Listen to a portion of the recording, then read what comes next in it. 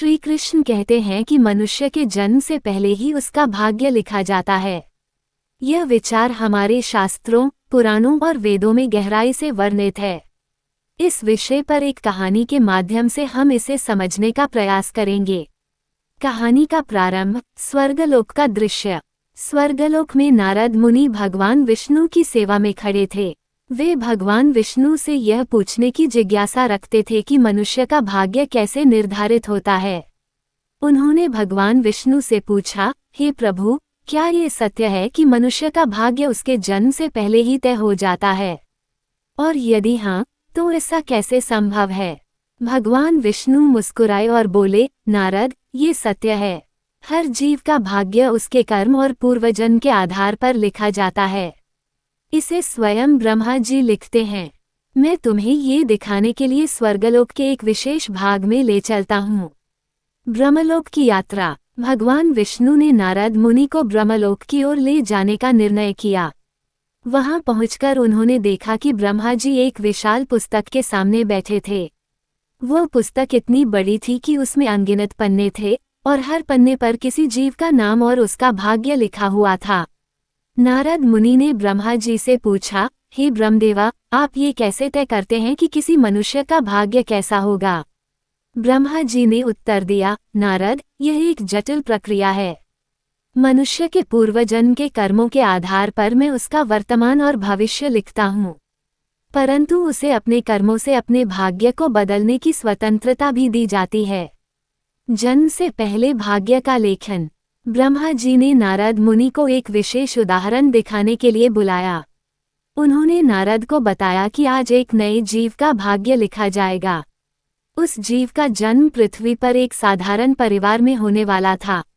नारद मुनि ने देखा कि ब्रह्मा जी ने उस जीव के लिए उसकी जीवन अवधि, धन, सुख दुख, शिक्षा और यहाँ तक कि मृत्यु का समय भी लिख दिया। नारद मुनि ने आश्चर्य से पूछा, क्या ये सब पहले से ही तय होता है? ब्रह्मा जी ने उत्तर दिया, हाँ नारद, लेकिन ये ध्यान रखना महत्वपूर्ण है कि यह सब उसके पूर्वजन्म के कर्मों के आधार पर ही तय होता है।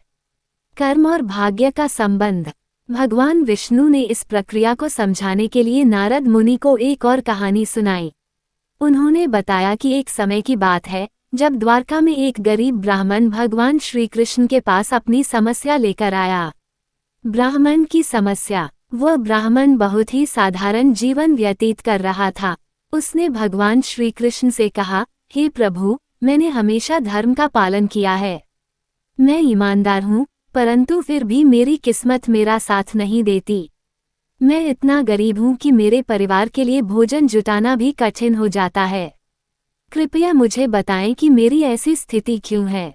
श्री कृष्ण ने मुस्कुराते हुए कहा, हे ब्राह्मण, तुम्हारी यह स्थिति तुम्हारे पिछले जन्म के कर्मों का परिणाम है, परंतु तुम अपने वर्तमान कर्मों से इसे बदल सकते हो। ब्राह्मण ने आश्चर्य से पूछा, क्या मैं अपने भाग्य को बदल सकता हूँ? श्री कृष्ण ने उत्तर दिया, हाँ, मनुष्य को अपने कर्मों का अधिकार है। यदि वह अच्छे कर्म करता है तो उसका भाग्य भी बदल सकता है। ब्राह्मण की परीक्षा। श्री कृष्ण ने ब्राह्मण को एक कार्य करने के लिए कहा। उन्होंने कहा, तुम्हें अगले 7 दिनों तक केवल अच्छे कार्य करने हैं। जो भी जरूरतमंद मिले उसकी सहायता करो।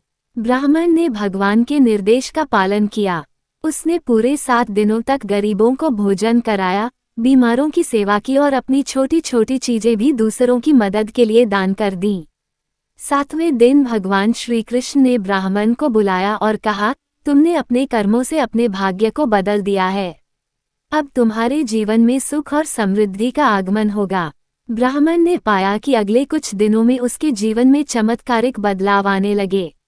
उसके व्यापार में लाभ हुआ, परिवार में खुशियां आई और वह समृद्ध हो गया।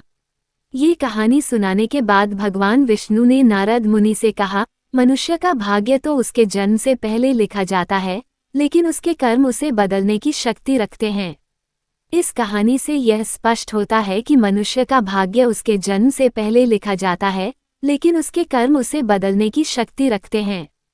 भगवान श्री कृष्ण ने गीता में भी कहा है, कर्मण्येवाधिकारस्ते मा फलेषु कदाचन, अर्थात मनुष्य को केवल कर्म करने का अधिकार है, फल की चिंता उसे नहीं करनी चाहिए।